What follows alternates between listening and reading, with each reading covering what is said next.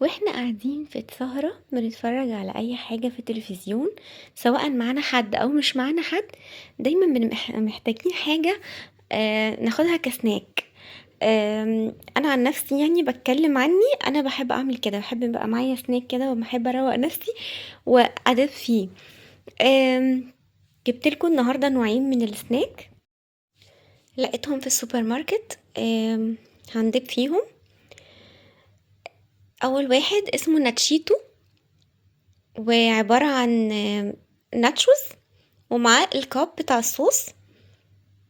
انا جبته بالجبنة الشيدر. في اطعم كتيرة طبعا موجودة، بس انا اخترت ده.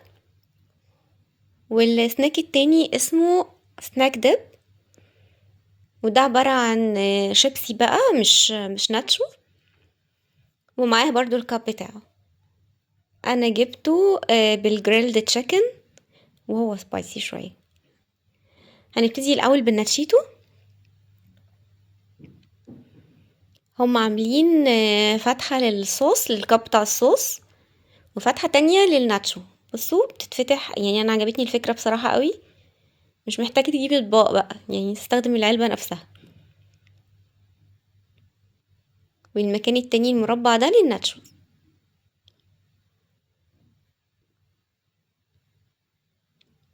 بفتحها، ده الكيس اللي فيه الناتشو، ده المكان بتاع الصوص. هفتح العلبة بقى واظبط الحاجة جواها.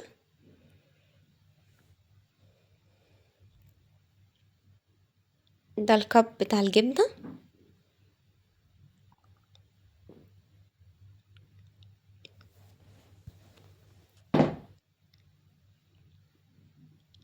حطه مكانه هما عاملين مكانه واضح يعني، والمكان التاني ده للناتشو.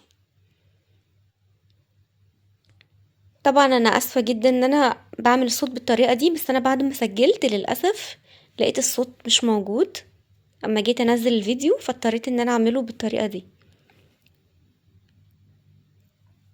فتحت الناتشو وحاولت احطه في مكانه مظبوط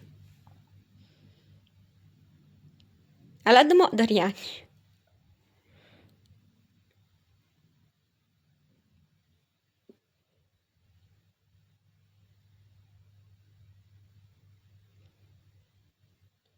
شكلها حلو بصراحة، عجبتني.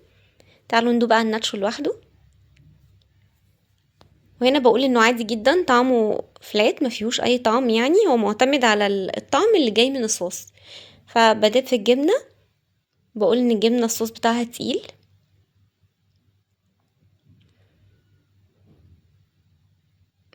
لما دقته عجبني طعمه.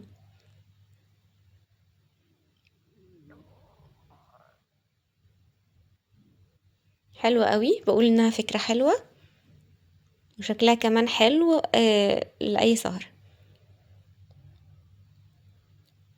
للشير، او حتى لو لوحدك يعني.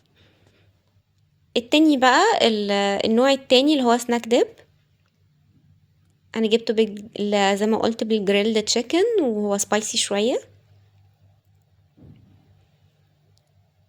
هنفتحه سوا. هنا بفتح العلبة ولقيت جواها كيس تاني. التغليف بتاعها حلو قوي. فتحت الكيس. هنا اتفاجئت بالتغليف. التغليف حلو ومميز، عاملين يعني هتشوفوا دلوقتي الحاجة مرصوصة حلو. وهنا الشيبسي، قلت ان هو عامل زي البافس كده شوية، مش الشيبسي التقليدي.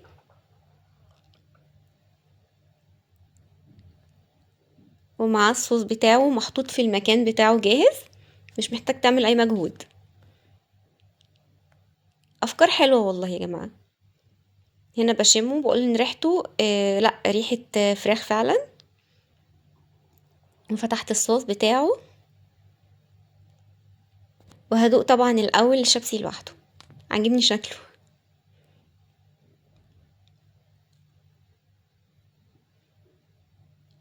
هو طعمه حلو، بس قلت برضو ان هو زي ما يكون طري شوية، وده غالبا من التخزين، مش عيب صناعة يعني.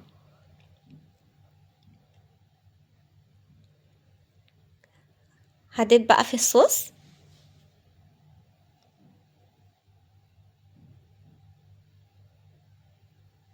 الصوص عجبني قوي بس حراق. انا قلت اللي ما بيحبش الحراق يا جماعة يعني ما يجيبش النوع ده. في اطعم تانية كتير مش سبايسي خالص. انا اخترت ده لان انا بحب السبايسي اوريدي فمش فارقة معايا يعني، بس هو حراق.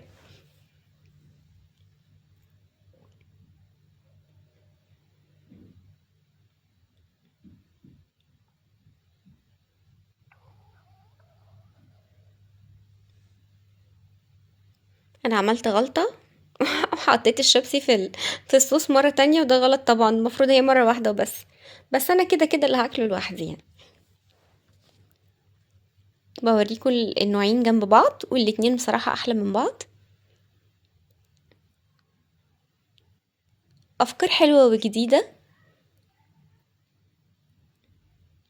وهنا بقول اسعارهم في حاجة بحاجة وخمسين والتاني بحاجة وسبعين. فهو لو قدام اي سهر او اي فيلم او متجمعين للشيرينج يعني، فكرة حلوة. آه، انا عن نفسي عجبتني قوي وهكررها تاني. بس هجرب بقى اطعم مختلفة عن اللي انا جربته قبل كده. يا ريت افكار من دي كتير والله. يلا باي.